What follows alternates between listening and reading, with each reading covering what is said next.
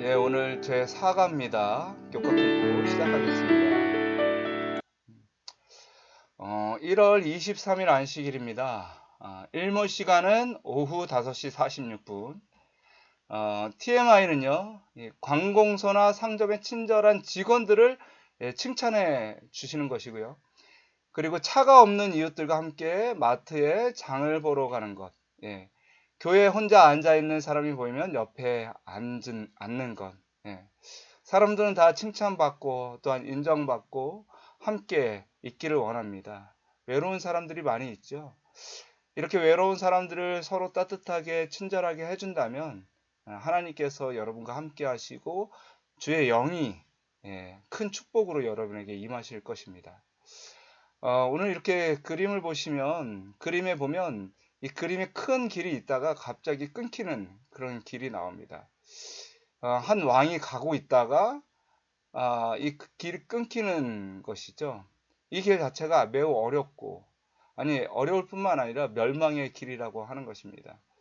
오늘 교과도 역시 이 아하스 왕이 하나님의 길이 아닌 자신의 길을 따름으로, 우상숭배의 길을 따름으로 멸망하게 되는 그런 스토리를 가지고 교훈을 함께 나누려고 하는 것입니다. 그래서 기억절을 보시면 이제 야곱의 집에 대하여 얼굴을 가리시는 여호와. 사실 하나님께서는 얼굴을 가리지 않죠. 그런데 야곱의 집에 대하여 얼굴을 가리신다라고 표현을 하였습니다. 왜냐하면 이 죄인들이 자꾸 하나님을 떠나가기 때문에 하나님께서 보이지 않는 것처럼 그렇게 느껴지는 것입니다. 그러나 나는, 이사야는 기다리며 그를 바라보리라. 결국은 하나님께서 그 백성을 구원하시고 그 얼굴을 돌리셔서 그 백성을 이끄시겠다는 그런 성경 구절입니다.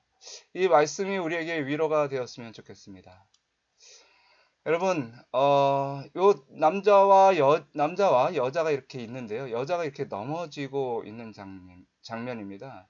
이것은 회사에서나 어떤 공동체에서 신뢰를 이렇게 더 신뢰 훈련을 하기 위해서 하는 게임입니다. 뒤에 있는 사람은 이 사람을 붙잡고요. 그 다음에 이 사람은요, 무릎을 굽히지 않고 곧장 뒤를 쳐다보지 않고 그냥 뒤로 넘어지는 것입니다. 이것은 매우 두렵습니다. 왜냐하면 이 사람이 나를 잡을 수 있을지, 힘을 뱉어줄지, 매우 다치지는 않을지, 매우 두렵기 때문에 이 뒷사람을 완전히 신뢰하지 않으면 성공할 수 없는 그런 게임입니다. 우리가 신앙을 하는 것도 마찬가지입니다. 우리가 온전히 하나님을 믿어야만 우리의 모든 것을 맡길 수가 있습니다. 여러분, 시각장애인 소녀에 대해서 이 교과에는 나와 있는데요. 뉴욕의 한 할렘가의 건물에 불이 나가지고 이 소방관들이 오게 되었는데 한 소녀가 탈출하지 못하고 있었습니다. 근데 게다가 그 소녀는 눈이 보이지 않는 소녀였습니다. 사다리를 가지고 건물 가까이 접근하려고 했지만 불길이 너무 심해서 할 수가 없습니다. 그래서 결국은 이 소녀가 뛰어내려야만 하는 그런 상황까지 오게 되었는데요. 그때 아버지나 그의 아버지가 메가폰을 들고 이렇게 해서 그물에 뛰어라. 거기에는 너를 붙잡을 사람들이 많이 있다. 라고 얘기를 해줬습니다. 결국 이 소녀는 그 아버지의 말을 전적으로 신뢰하고 보이지도 않지만 그냥 뛰어내린 것입니다. 우리의 신앙도 마찬가지죠.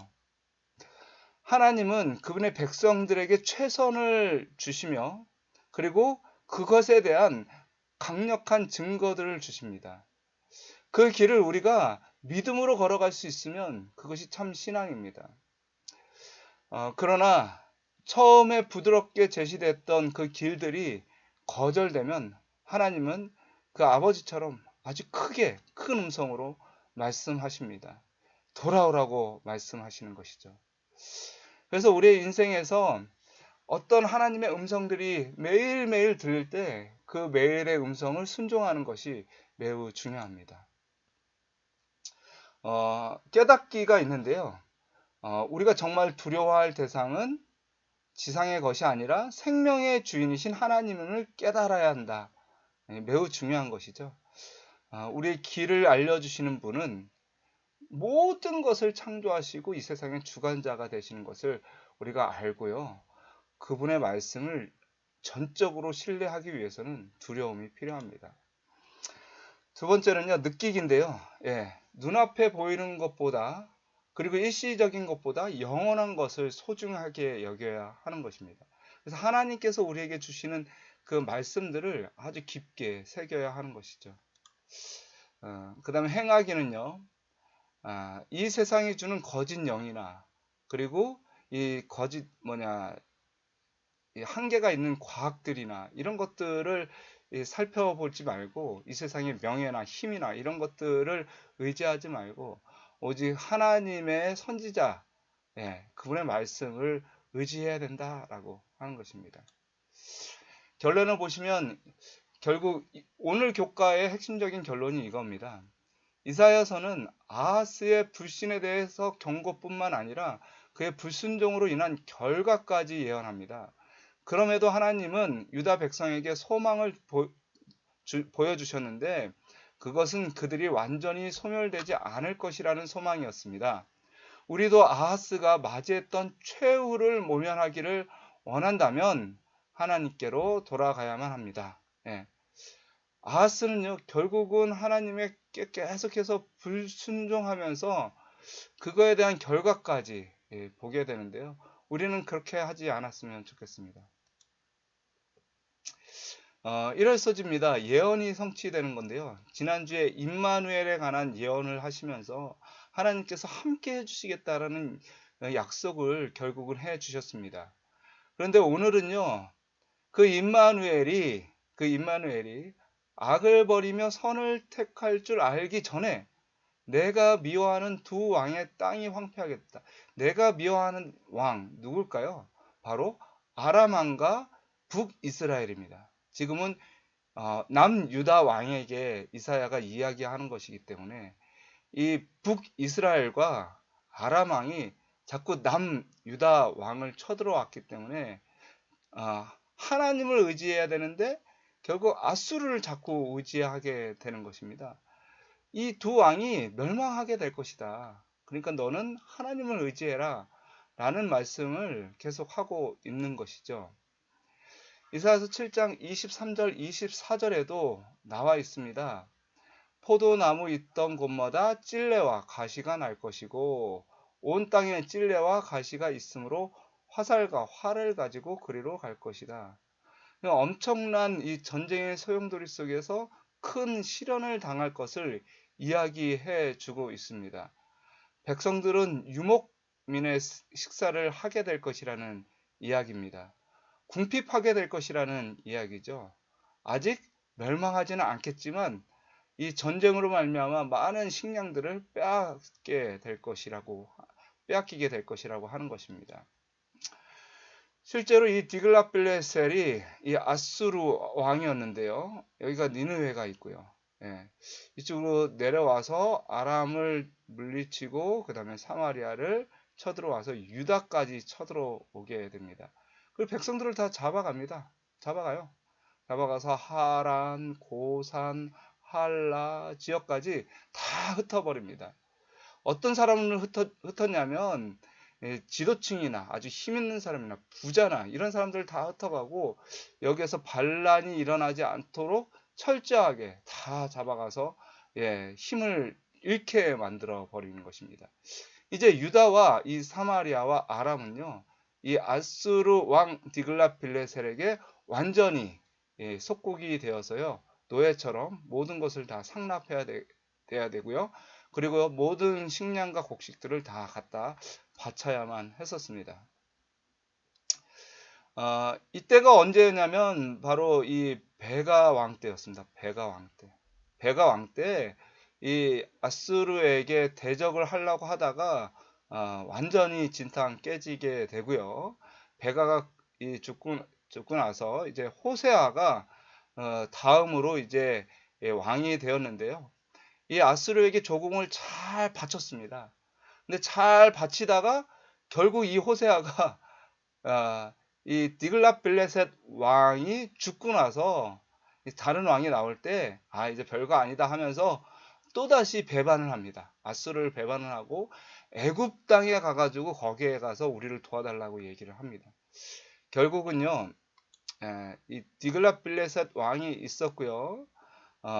이 왕이 죽고 나서 살말 에셀이 나오니까 이 호세아 왕, 이 호세아 왕이 결국 배반을 하게 되죠. 그리고 722년에 이스라엘은 완전히 살말 에셀 5세 때 완전히 점령을 당하고요.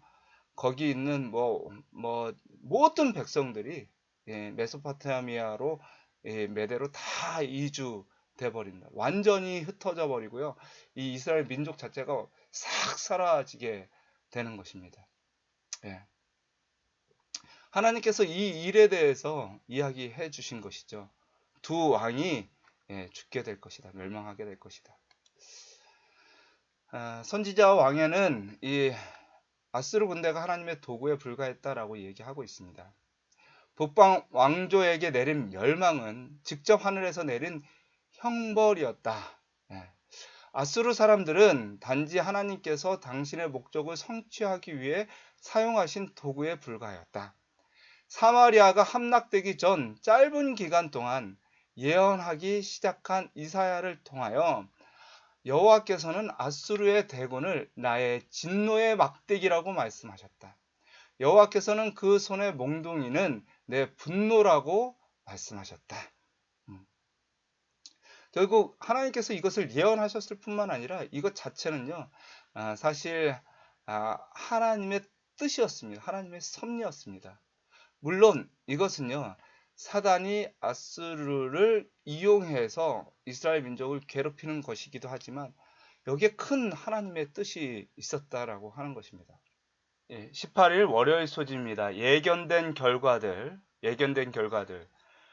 여호와께서 에브라임이 유다를 떠날 때 당하여 보지 못한 날을 너와 내 백성과 내 아버지 집에 임하게 하시리니 곧 아수르 왕이 오는 날이라. 그 날에는 주께서 하수 저쪽에서 세내어 온 삭도 곧 아수르 왕으로 내 백성의 머리털과 발털을 미실 것이요 수염도 깎으시리라.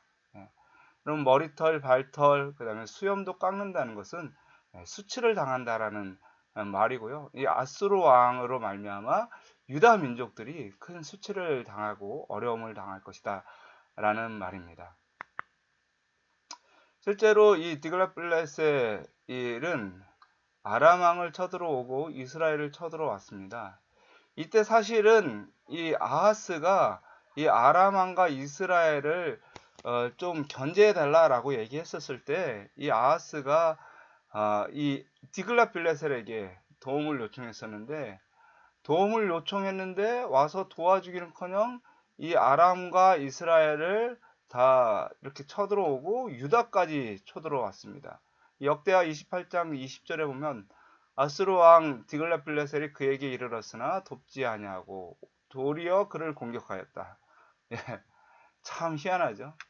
그래서 교과는 믿음보다는 겁이 많았던 아하스가 수리아와 이스라엘이 제거될 것이라는 이 말씀이 희소식이었는데, 근데 동맹을 맺은 아수르가 결국 더 위험한 이 아하스의 원수가 될 것이라는 것은 나쁜 소식이었다라고 이렇게 교과는 설명하고 있습니다.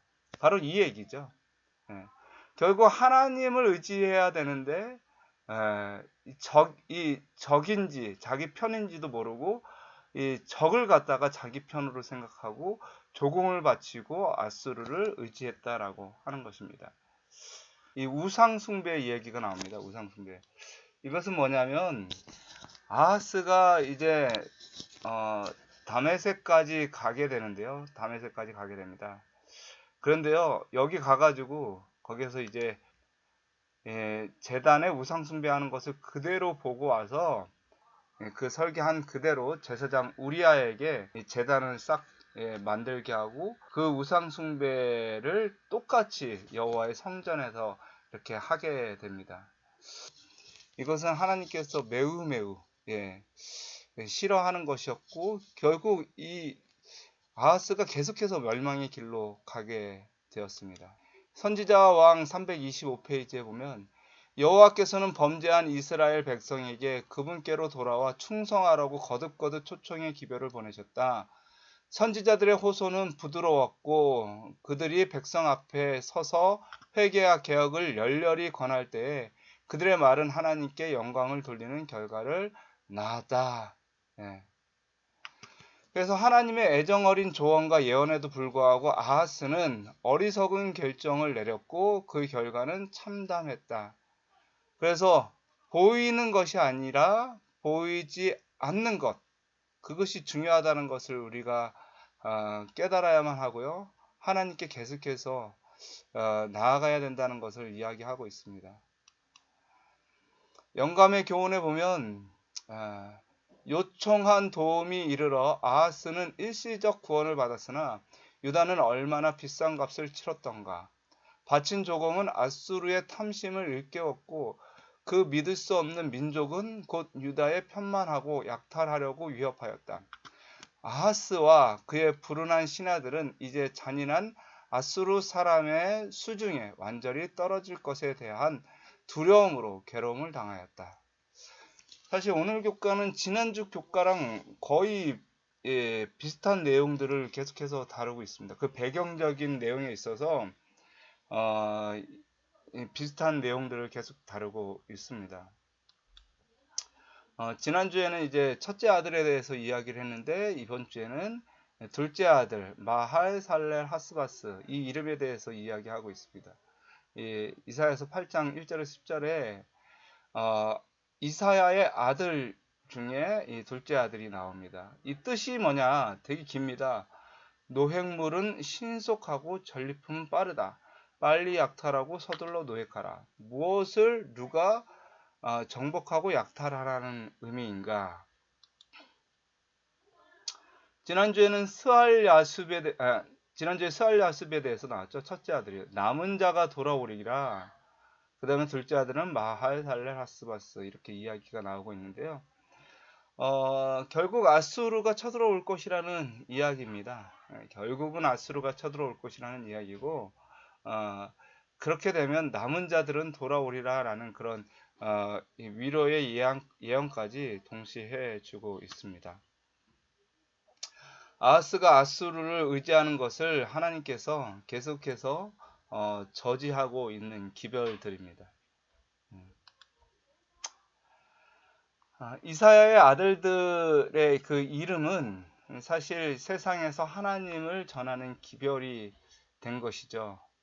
마찬가지로 우리의 삶도 하나님의 기별이 되는 삶을 살아야 한다라고 이야기하고 있습니다. 이것이 참 귀한 기별입니다. 이사야가 일하던 때에 하나님의 백성들에게 특별히 위험이 따르고 있었다.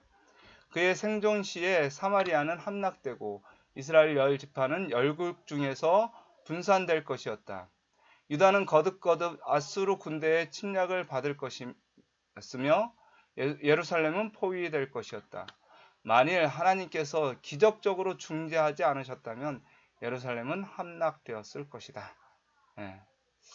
이게 이사야가 일하던 때에 정말 그 특별한 위험에서 건져내려는 하나님의 섭리였었습니다. 기별이었습니다. 미국의 루즈벨트 대통령이 취임 연설을 하는데 우리가 두려워해야 할 것은 하나다. 그것은 오직 두려움 그 자체다. 라고 얘기했는데 사실 이사야는요. 우리가 두려워할 것은 사실은 아수르 왕도 아니고 이스라엘 왕도 아니고 아람 왕도 아니고 오직 하나님을 두려워해야 된다라고 얘기하고 있습니다. 이사야서 8장 12절에서 13절에 그들이 두려워하는 것을 너희는 두려워하지 말고 놀라지 말고 만군의 여호와 그를 너희가 거룩하다 하고 그를 너희가 두려워하며 무서워할 자로 삼으라 라고 얘기하고 있습니다. 얼마나 이 하나님의 말씀을 정말 멸시하고 무시했으면 하나님께서 이렇게까지 이야기를 할까요? 정말 강하신 분이 누구신지 왜 그들은 깨닫지 못하고 아수르를 의지하고 아수르를 두려워하며 그렇게 살아갔을까요? 우리도 마찬가지입니다. 세상에 정말 돈이 더 세냐, 하나님이 더 세냐 라고 했을 때 뭐라고 얘기하냐면, 교회도 돈이 있어야 된다, 하나님도 돈이 있어야 된다, 그런 식으로 얘기하는 것입니다. 이것은 하나님을 두려워하는 그런 자세가 아니고요, 마음도 아닙니다. 온 세상에 하나님께서 이 세상을 주관하고 있다라는 것을 믿는 사람들은 돈을 쫓고 돈을 두려워하는 것보다 하나님을 더 두려워하는 것이죠. 그래서 왜 두려워해야 되냐면, 그것은 하나님께서 능하시기 때문이고, 하나님을 두려워하면 이 세상에 어떤 것도 두려워할 것이 없기 때문이라고 하는 것입니다.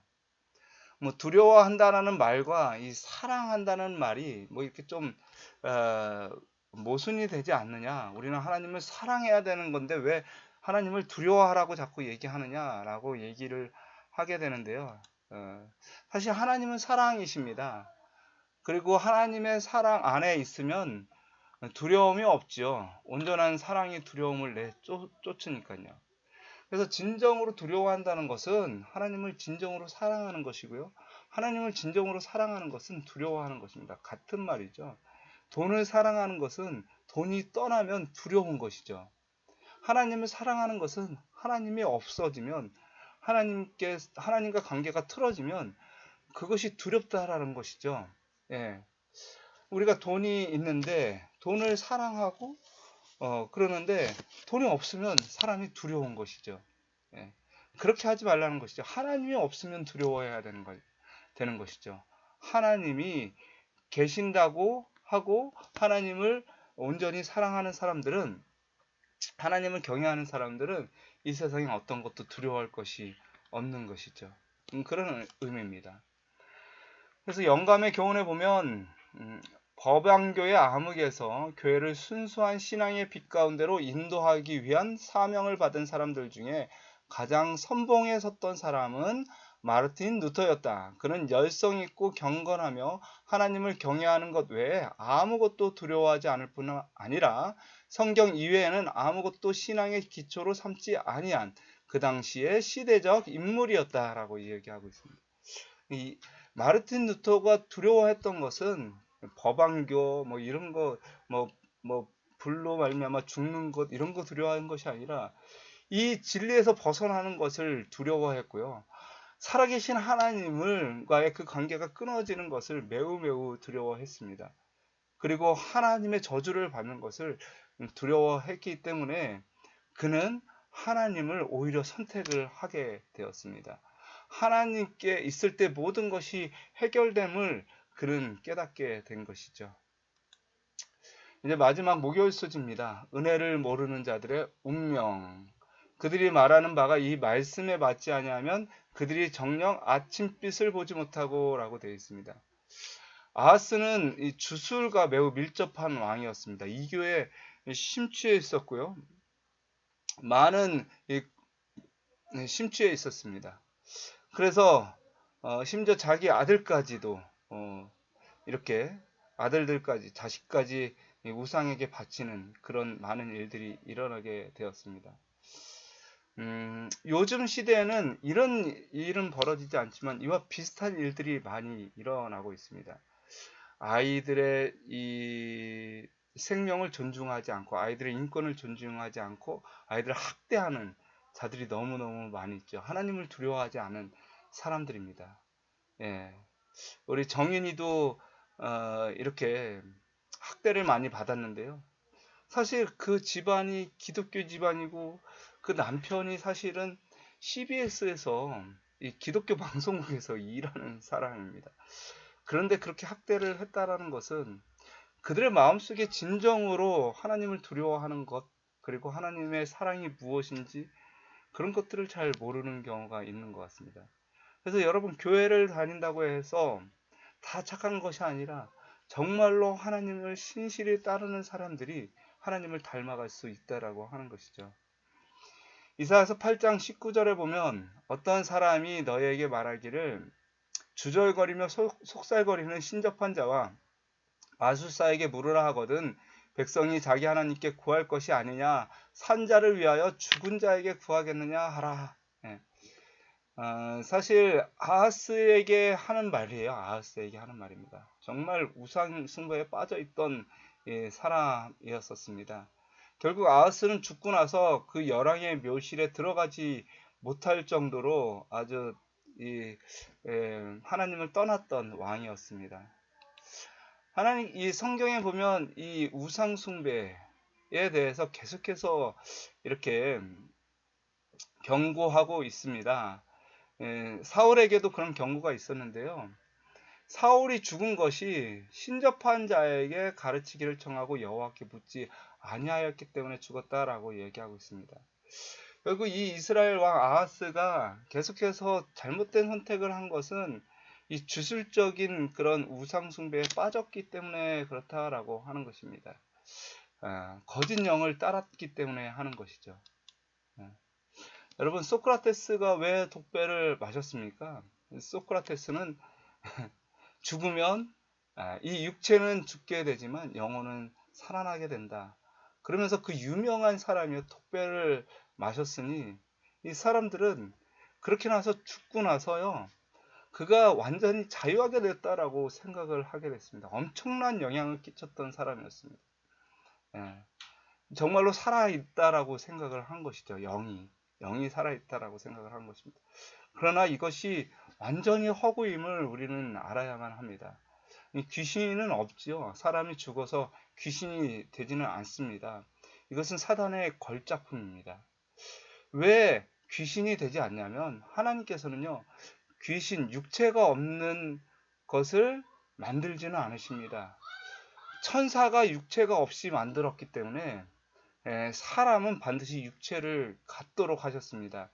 육체를 갖고 느끼고 맛보고 그리고 감정으로 감정을 가질 수 있고 그리고 생각할 수 있도록 하여 주셔서요. 하나님께서 만드신 모든 것들, 그런 행복한 것들을 실제로 체험할 수 있도록 하여 주셨기 때문에 이 영이 따로 이렇게 나와가지고 이렇게 살아간다는 것은 아무런 의미가 없는 것입니다. 요즘에도 많은 영화나 드라마 속에서 소재로 이 영혼불멸에 대해서 계속해서 이야기가 나오고 있습니다. 환생, 죽은 영, 죽은 자의 영이 떠돌아다니면서 한을 풀라고 하고 뭐 이런 것들이 너무너무 많이 있는데요. 이런 것들은 사단이 만든 걸작품입니다. 이런 것들에 대해서 하나님께서 절대 하지 말라라고 이야기하고 있습니다. 증언복음 2권 51페이지에 보시면 이교 예배는 오늘날의 마술사들의 은밀한 교제와 강신술적 모임 그리고 모호한 것과 기적적인 일 등으로 대치되어 있다. 하나님의 말씀과 그분의 성령으로부터 오는 빛을 받지 않는 수많은 자들은 그들의 출현을 열광적으로 환영하고 있다. 많은 사람들이 여기에 매혹적으로 느끼게 됩니다. 죽음 위의 삶이 이 귀신의 삶이 있다면 죽는 것도 뭐 나쁘지 않다라고 얘기를 생각을 하게 되는 것이죠. 완전 거짓말인데요. 이것을 증명할 방법이 없어요. 죽지 않으면. 그러나 믿음으로 우리가 하나님의 말씀을 가지고 이것을 확신해야만 하는 것이죠. 각시대 대전투에 보시면 신접한 자의 행위는 하나님이 가증하게 여기시는 일이라고 선언되었고 그것은 죽음의 형벌에 해당되는 것으로 엄하게 금지되었다. 박수라는 이름이 오늘날의 조소의 대상이 되고 있다. 사람들이 악한 신과 교통한다는 주장은 암흑시대에 지어낸 이야기처럼 여겨지고 있다. 그러나 수백 명, 수천 명, 아니 수백만 명의 신봉을 얻어 과학계와 일반 종교계의 침투에 들어가고 법조계에서도 호감을 얻고 심지어는 불경에까지 들어가는 이 강신술의 큰 기만은 옛날에 금지되고 정제되었던 신접한 자가 새로운 탈을 두고 부응한 것에 지나지 않는다. 이렇게 이야기하고 있습니다. 여전히 하나님의 말씀은 살아있고 또한 하나님의 말씀으로 가는 그 길이 참 길임을 오늘 말씀을 통해서 배우게 됩니다. 아하스를 그렇게 사랑하셔서 끊임없이 이 사람을 통해서 말씀하여 주셨는데요. 아하스는 결국은 하나님을 떠나는 그런 어리석은 선택을 하게 되었는데, 여러분들은 그렇게 되지 않을 것이라고 믿습니다. 아무리 이 세상에 그리고 사단의 이 핍박이나 그런 환란들이 우리를 두렵게 할지라도 결국 거기에 두려워하지 않고 오직 하나님을 의지하는